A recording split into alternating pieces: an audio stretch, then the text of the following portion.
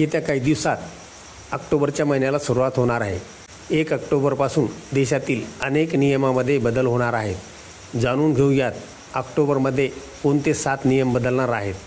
प्रत्येक महिन्याच्या 1 तारखेला काही नियमात बदल होतात। आता 1 ऑक्टोबरपासून देशभरात काही नियमामध्ये बदल होणार आहेत। त्याचा थेट परिणाम नागरिकांच्या खिशावर होणार आहे। सगळ्यात पहिला नियम हा नॅशनल पेन्शन सिस्टीम संदर्भातील आहे। येथे आता गुंतवणूकदार एकाच पॅन नंबरने अनेक ठिकाणी गुंतवणूक करू शकतात। त्या व्यतिरिक्त ऑनलाईन गेमिंग ते EPF पर्यंत काही नियम बदलणार आहेत। ऑनलाईन गेमिंगच्या जगात 1 ऑक्टोबरपासून मोठे बदल होणार आहेत।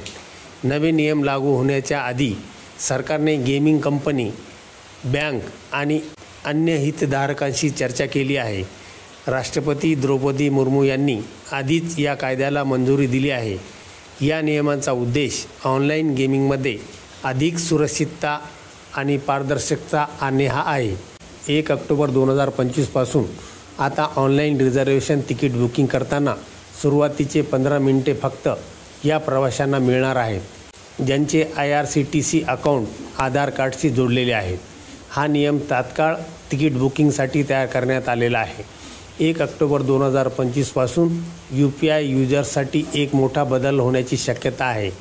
तुम्ही आता फोनपे, गुगल पे किंवा इतर पेमेंट ॲप्स वापरणाऱ्या मित्राकडून, नातेवाईकाकडून किंवा इतर कोणाकडूनही थेट पैसे मागू शकणार नाहीत। UPIमधील कलेक्ट रिक्वेस्ट आणि पूल ट्रान्झॅक्शन फीचर पूर्णपणे बंद केले जाणार आहे। हे तेच फीचर आहे जे तुम्हाला दुसऱ्याला पेमेंट रिक्वेस्ट पाठवून पैसे मागवण्याची परवानगी देत असे। ऑनलाईन फसवणूक आणि फिशिंग रोखण्यासाठी NPCIने हे महत्त्वाचे पाऊल उचलले आहे, ज्यामुळे UPI व्यवहार अधिक सुरक्षित होतील। ऑक्टोबरमध्ये सरकारकडून PF खातेधारकांना मोठी भेट मिळू शकते। 10 किंवा 11 ऑक्टोबर रोजी होणाऱ्या महत्त्वाच्या बैठकीत ग्राहकांना त्यांच्या PF खात्यातून थेट ATMद्वारे पैसे काढण्याची परवानगी देण्याचा प्रस्ताव मांडला जाईल। बैठकीत किमान पेन्शन 1000 वरून 1500 ते 2500 पर्यंत वाढवण्यावर चर्चा होऊ शकते। या व्यतिरिक्त EPF ऑक्टोबरमध्ये त्यांची नवीन डिजिटल सेवा EPF सुरू करू शकते। दर महिन्याप्रमाणे 1 ऑक्टोबर 2025 रोजी LPG गॅस सिलेंडरच्या किमतीत बदल होऊ शकतात।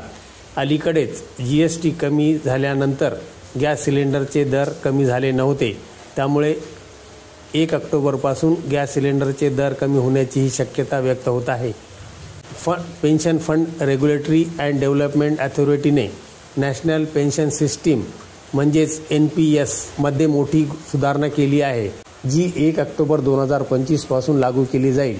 मल्टिपल स्कीम फ्रेमवर्क नावाच्या या सुधारणेमुळे आता गैरसरकारी क्षेत्रातील कर्मचारी, कॉर्पोरेट व्यावसायिक आणि गीग कामगार एकाच पॅन नंबरचा वापर करून अनेक योजनांमध्ये गुंतवणूक करू शकतील।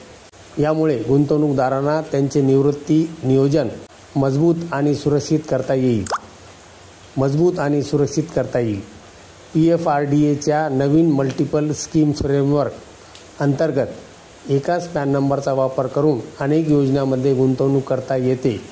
पूर्वी फक्त एकाच योजनेत गुंतवणूक करण्याची परवानगी होती, परंतु आता गुंतवणूकदार त्यांच्या सोयीनुसार आणि जोखीम घेण्याच्या क्षमतेनुसार पर्याय निवडू शकतील। सुरक्षित गुंतवणूक करू इच्छिणारे संतुलित किंवा कर्ज योजना निवडू शकतात, जे जास्त परतावा मिळवू इच्छिणारे 100% इक्विटी आधारित योजनांमध्ये गुंतवणूक करू शकतील।